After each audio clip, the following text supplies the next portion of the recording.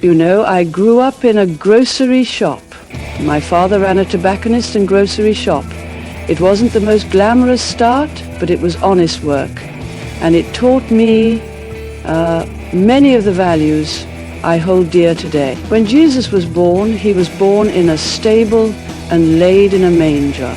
And the little lambs, well, they warmed him with their heat. That's how it was then, and that's how it was for me. When I was born in a grocery shop. And my parents, well, they laid me between the cigars, the smell of tobacco. That's what I remember most vividly from the very first moments of my life. And people often ask, why does your voice sound the way it does? Well, I'll tell you. It's because I grew up with the smell of tobacco. And I'll admit it, I am a smoker. I've always been one, it's part of who I am, and there's no shame in that. You see, I started smoking when I was a child. Why? Because I loved the smell. It was always in the air, in the shop, it was in the very walls. And often, while helping my father, I began to learn how to read. You know, the first things I ever read were the ingredients on food packages. It's funny, isn't it, reading ingredients? You forget what the product is all about, but you start paying attention to the details. The key to everything is in those little details. And what I learned as a child, reading ingredients on food packages, led me to study chemistry at Oxford. Chemistry is all about ingredients. The right combination can make something wonderful. And through my studies, I discovered something that fascinated me, the concept of the mercurus, a philosophical stone, if you will, that could transform anything into gold. That was the potential I saw in the world. Now, when I was a young girl working in that shop, I had a vision.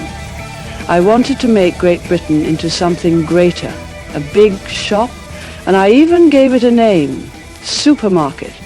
Imagine it, large halls made of gold filled with shops everywhere. All around, shops, shops, shops.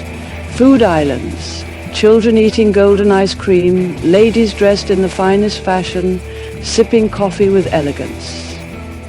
But the government must be limited, just like the owner of a supermarket. Nobody knows who they are, where they are. That's the freedom it gives to the people. It gives them liberty. The government, you see, must be like an information desk. That's where the real control lies. If people don't know where something is, they can ask, and they'll be directed. Governments should limit themselves to this kind of role. We have advisors, a great many of them, who tell us how to achieve this golden vision. And if one advisor doesn't know what to do, they hire another. The cycle continues.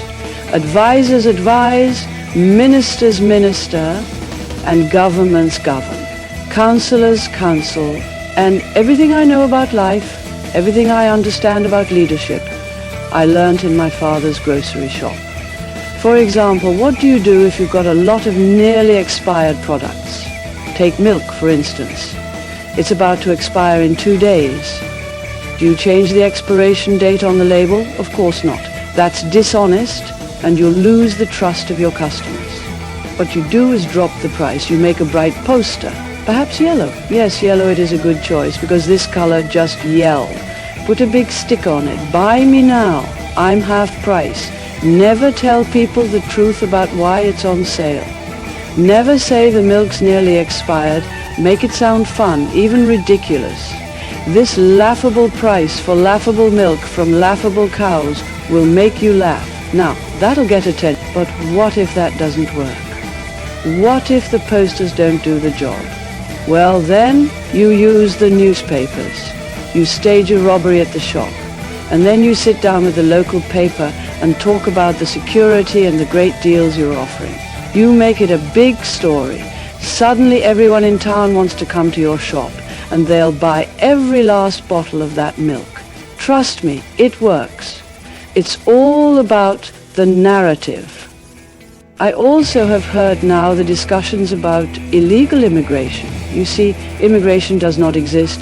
Exist individuals from foreign country and their families.